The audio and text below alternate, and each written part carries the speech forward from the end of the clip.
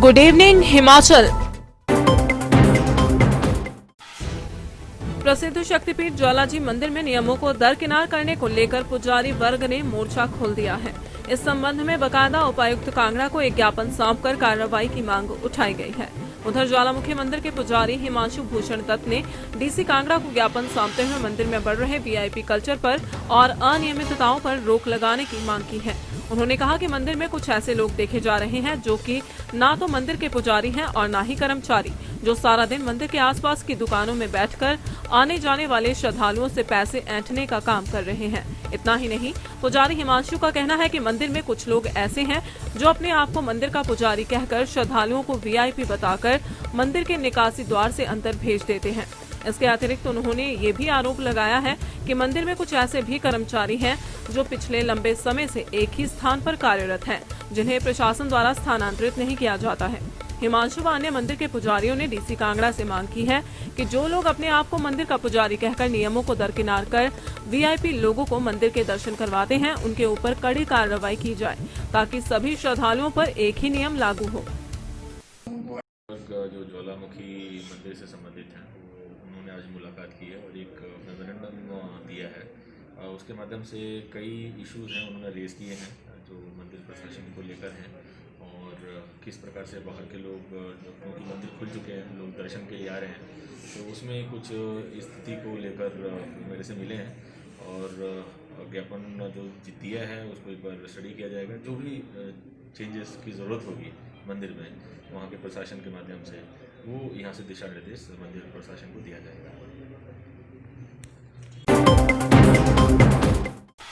अखिल भारतीय विद्यार्थी परिषद ने सोमवार को सरकार की ओर से प्रतियोगी परीक्षाएं और वार्षिक परीक्षाएं करवाने के ऐलान के बाद छात्रों को तैयारी के लिए पुस्तकालय और कोचिंग सेंटर खोलने की मांग उठाई है।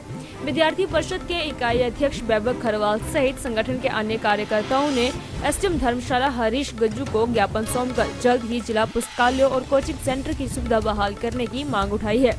एबीवीपी छात्रों का कहना है कि यदि वार्षिक परीक्षाएं और प्रतियोगी परीक्षाएं करवानी है तो उससे पहले छात्रों को ये सुविधा देना भी अनिवार्य है। इसके बिना प्रतियोगी परीक्षाओं को करना छात्रों के लिए मुश्किल होगा। जी, किस बात को लेकर आज आए हुए हैं? आज अखिल भारतीय विद्यार्थी परिषद ने जिला पुस्तकालय व कोचिंग सेंटर को खोलने के लिए एक ज्ञापन दिया एसडीएम हरीश गज्जू जी को। विद्यार्थी परिषद की मांग है कि जिस प्रकार से जो है सरकार विभिन्न प्रतियोगी परीक्षाओं की तिथि निर्धारित कर रही है, तो उसके लिए जिला पुस्तकालय व कोचिंग सेंटर खुले ताकि बच्चे आराम से पढ़ सके और अपनी सफलता प्राप्त कर सकें। क्या बात होती है?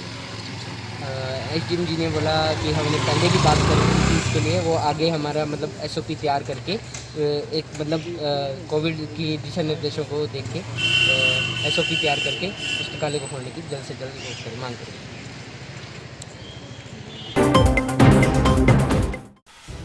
चंबा शहर के सुल्तानपुर कस्बे से नाबालिग लड़की के अपहरण की गुत्थी को पुलिस ने सुलझा लिया है। पुलिस नाबालिग को अगवा करने के आरोपी को नेपाल से तलाश कर लाई है। वहीं नाबालिग को भी आरोपी के चंगुल से छुड़ाकर परिजनों को सौंप दिया है।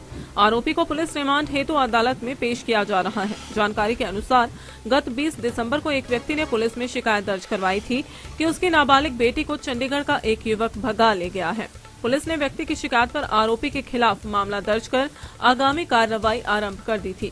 इस मामले को सुलझाने के लिए सब इंस्पेक्टर अर्जुन सिंह की अगुवाई में एक टीम गठित कर चंडीगढ़ भेजी गई थी। इस टीम ने 13 दिनों की कड़ी मशक्कत के बाद आरोपी को नाबालिग सहित नेपाल से दबोचने में सफलता हासिल की। जी सर। 20 दिसंबर को चंबा के सुल्तानपुर से पूनाराम की स्टेटमेंट पर एक मुकदमा थाना चंबा में पंजीकृत हुआ। उसने जाहिर किया कि उसकी 16 वर्ष की लड़की है, उसे चंडीगढ़ का कोई लड़का भगा के ले गया है। इसके बाद हमने उसकी एफआईआर दर्ज की। एफआईआर दर्ज करने के बाद इसकी तफ्तीश मैंने सब इंस्पेक्टर अर्जुन को दी और अर्जुन के नेतृत्व में हमने सब इंस्पेक्टर अखिलेश और हेड कांस्टेबल बलविंदर के नेतृत्व में एक टीम का गठन किया। इस टीम के पास इस लड़की के भागने का, लड़के का कोई भी क्लू नहीं था। सिर्फ हमें इतना पता था कि ये चंडीगढ़ का रहने वाला है। हमारी टीम ने 13 दिन लगातार कड़ी मेहनत की।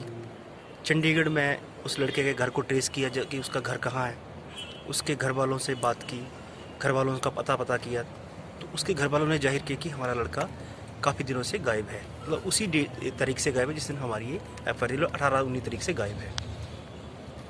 हमारी टीम लगातार प्रयास करती रही और प्रयास करते रहते लगातार जो CDR कॉल डिटेल्स हमारे लेते गए उसका ये टीम अध्ययन करती रही और दिन रात कड़ी मेहनत करने के बाद हमने, जब हमारी टीम को चंडीगढ़ में मेहनत करते करते 8 दिन हो गए थे, तब हमें थोड़ी सा हल्का सा इन्फॉर्मेशन मिली कि ये नेपाल जा सकते हैं।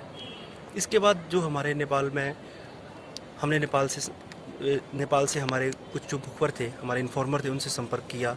जो बिहार बॉर्डर में थे लोग थे हमारे, वहाँ से संपर्क किया, नेपाल पुलिस से संपर्क किया और फिर हमारी जानकारी और पुख्ता होगी कि वाकई ही नेपाल में थे।